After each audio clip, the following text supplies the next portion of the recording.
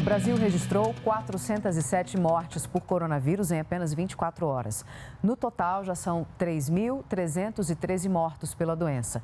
O número de casos confirmados passa dos 49 mil e são mais de 26 mil pacientes curados. E a gente fala agora com a repórter Mariana Jungmann, que acompanhou a divulgação desses dados. Mariana, esse número de mortes em um dia é um recorde. Não é isso? Boa noite para você. É isso, Paulo, um número que assustou, viu? Boa noite a você, boa noite a Catiúcia, quem nos acompanha de casa.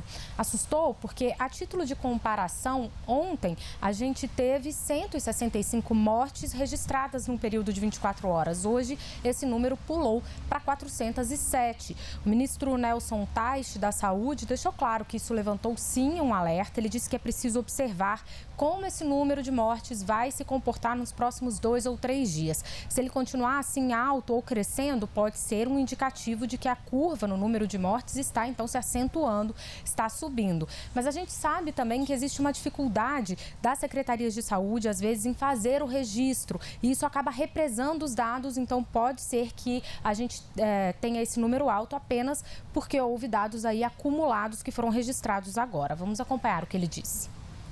A gente teve um aumento nos óbitos que foi acima do que vinha acontecendo anteriormente, 407. A gente não sabe se isso aí representa um esforço de fechar os diagnósticos ou se isso aí vai representar uma linha de tendência de aumento. Como eu falei ontem, a gente avalia todo dia o que está acontecendo até hoje, até ontem, até hoje à tarde, e a partir dos dados novos a gente define as próximas ações.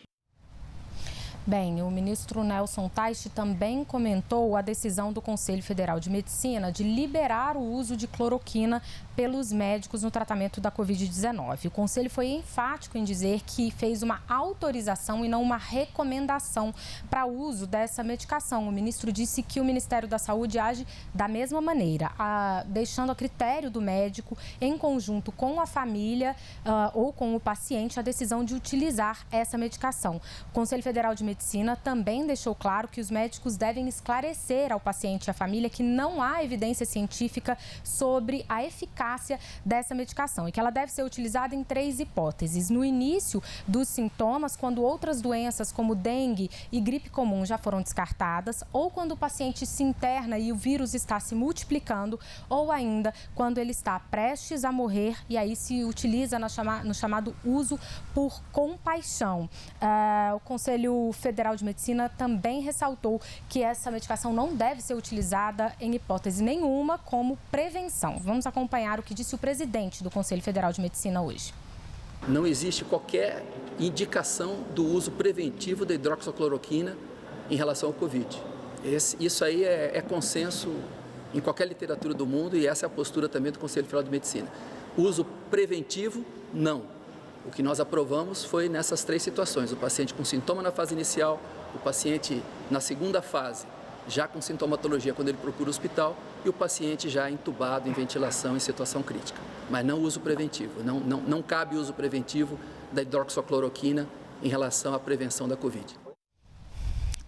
Bem, e esta semana o ministro da Cidadania, Onyx Lorenzoni, e o presidente da Caixa Econômica Federal, Pedro Guimarães, anunciaram que o governo faria um adiantamento no pagamento da segunda parcela do auxílio emergencial de R$ 600 para os trabalhadores informais. Mas hoje, o ministro da Controladoria Geral da União, Wagner Rosário, disse que esse pagamento adiantado não vai poder ser feito porque houve uma procura maior do que a que era esperada para esse pagamento. Então, por questões orçamentárias, ele não poderá ser adiantado. Vamos acompanhar o que ele disse.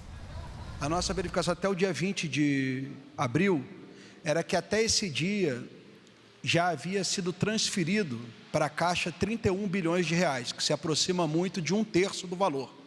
E pelos nossos cálculos ainda tinham muitos casos a serem analisados.